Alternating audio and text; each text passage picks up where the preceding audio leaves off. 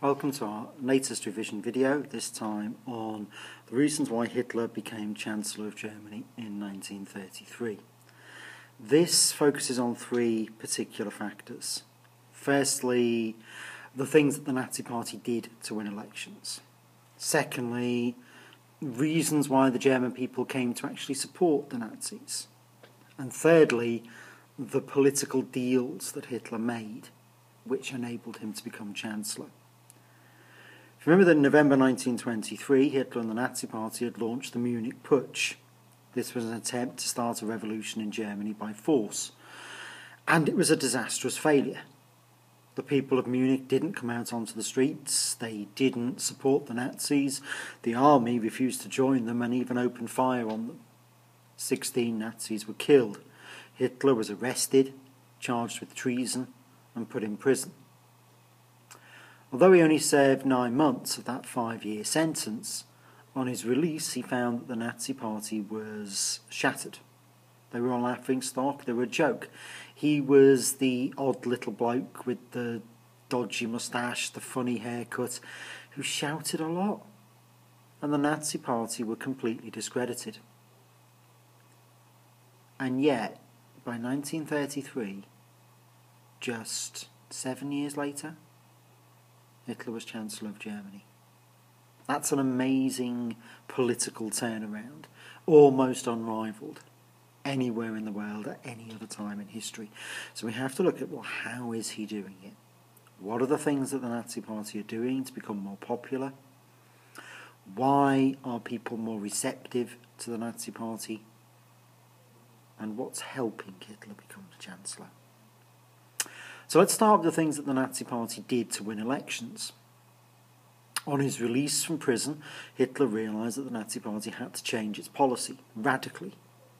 They tried being revolutionary, they tried taking over the country by force, it had failed. Instead, they must work on popularity.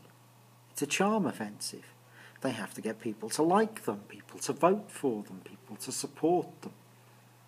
Hitler saw how the Communist Party was building up its strength through youth organisations and mass recruitment drives. He did exactly the same. Hitler's very good at looking at what works for others and doing it himself. He created a network of local Nazi parties all over the country, which in turn then set up the Hitler Youth, the Nazi Students' League, the League of German Maidens and similar organisations. Groups that would appeal to the young. Groups that largely did very little in terms of developing political ideology. They gave kids a good time. They got them out the house. They got them playing games. They got them raising money for charity. Those kids then went home and talked about how wonderful the Hitler Youth was. Their parents liked the fact that somebody was providing entertainment and education for their kids. Hitler also changed the personnel of the party. Potential rivals and people that had been in the party before he joined it were sacked. New, more loyal people with a very specific set of skills were brought in. Joseph Goebbels, a fabulous speechwriter, was put in charge of propaganda. Heinrich Himmler provided a much-needed level of organisation and planning and detail. And Hermann Goering, at that time an aristocratic World War I fighter pilot, brought glamour and style and excitement to the party. The Nazi Party began to look different. The SA still existed but were much more in the background, and Hitler took to wearing a business suit rather than a military brown shirt uniform. This emphasised that he's now a politician, not a fighter, not a soldier, not a rebel. Hitler targeted very specific groups of people for votes. He tried to appeal to all those groups who hadn't benefited from the boom golden time of the Weimar Republic. Peasant farmers, middle-class shopkeepers, small business people in country towns. These are the people that Hitler particularly targeted and appealed to. He offered them things that they wanted. A return to the good old days, a return to simpler times, a return to the glory of Germany's past. Nazi propaganda compared the supposedly clean, honest and pure life of the peasants with that of the allegedly corrupt, immoral, drug-crazed, sex-crazy cities, for which they blame the Jews. Hitler also targeted some of the bigger industrial businesses. He consistently attacked communism and promised to crack down on trade unions and protect capitalism. This is very important in attracting in attracting investors to the Nazi Party. Forgive me, I'm getting old. One historian, Gordon Craig, who specialises in Nazi Germany, believes that the Nazis benefited from something called negative cohesion. Many people supported the Nazis not because they shared their views, but because they shared their fears and their dislikes. If you hate what I hate, then you can't be all bad. People join the Nazis because the Nazis attacked communism. People join the Nazis because the Nazis attacked homosexuality. People join the Nazis because the Nazis attacked loose-living women. These are things that gain supporters. And if you join the Nazis for one reason, you start picking up their other beliefs as well. Despite these significant improvements, the Nazi Party didn't make really great advances in elections between 1924 and 1928. 1928 elections, they were the smallest party, with less than 3% of the vote. Clearly something else had to change if they were to achieve any major political success. So let's look at some other reasons why the German people started to support the Nazis. In 1929, the American stock market collapsed. This is the famous Wall Street crash. And that sent the USA into a disastrous economic depression. That affected all countries around the world. Germany was particularly badly hit. American bankers and businessmen had invested heavily in Germany. They wanted their money back. They recalled loans. They closed down American businesses that had set up in Germany. Ford's pulled out of Germany. Cable and Wireless closed down a huge factory they had in Dusseldorf. The result was economic collapse in Germany. Businesses went bankrupt, workers were laid off, and unemployment increased dramatically. The people who were most vulnerable to the depression were the unemployed, the elderly, and the middle classes, groups that the Nazis had already been targeting. Hitler made simple promises, and those promises now looked more appealing because of their simplicity. He would abolish the Treaty of Versailles. He'd rebuild the German army. That creates jobs. It would cure unemployment overnight. He'd create public jobs, building roads and railways and bridges. And even better, he'd give everybody somebody to blame. All of the mess was to do with the Jews, to do with the communists, and to do with the November criminals.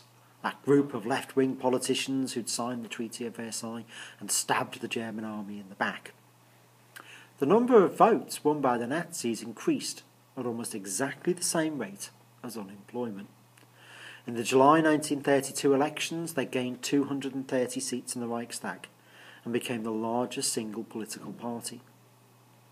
They used modern, effective campaigning. Some of the things that we will see in elections in this country are pioneered by the Nazi Party. They relied on generalised slogans appealing to people's emotions rather than detailed policies.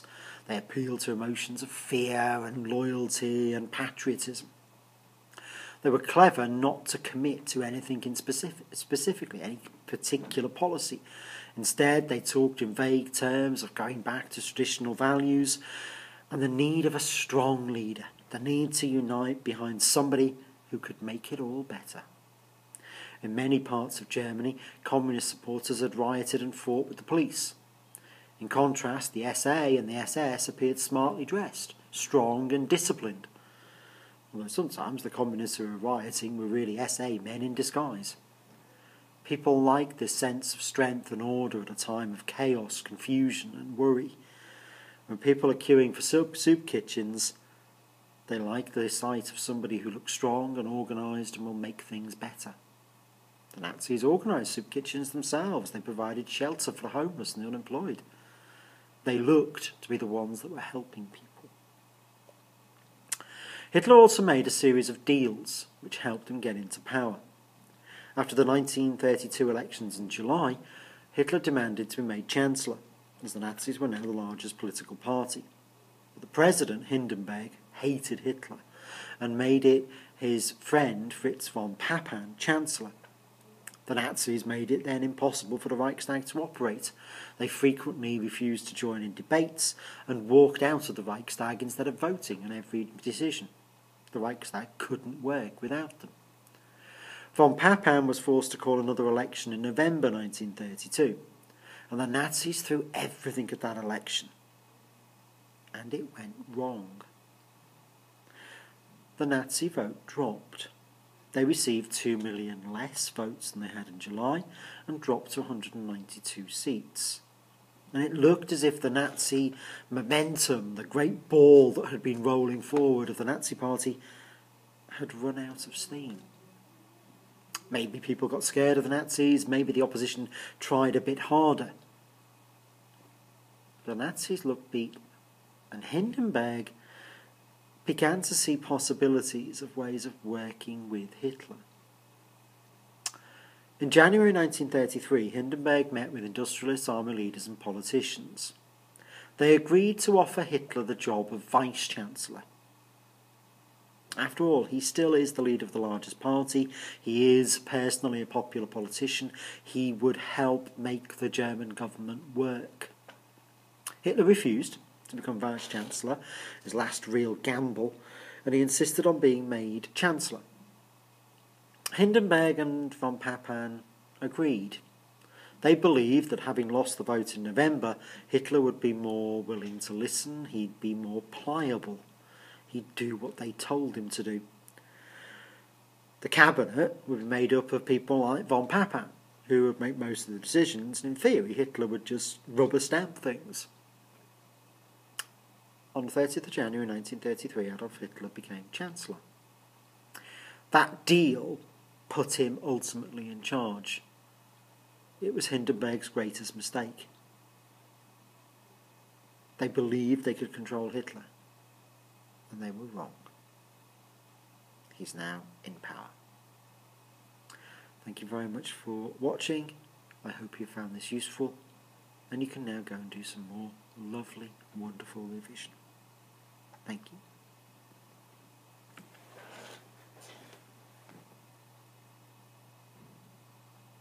You still here? Will you go, please, and go and do some revision? Bye.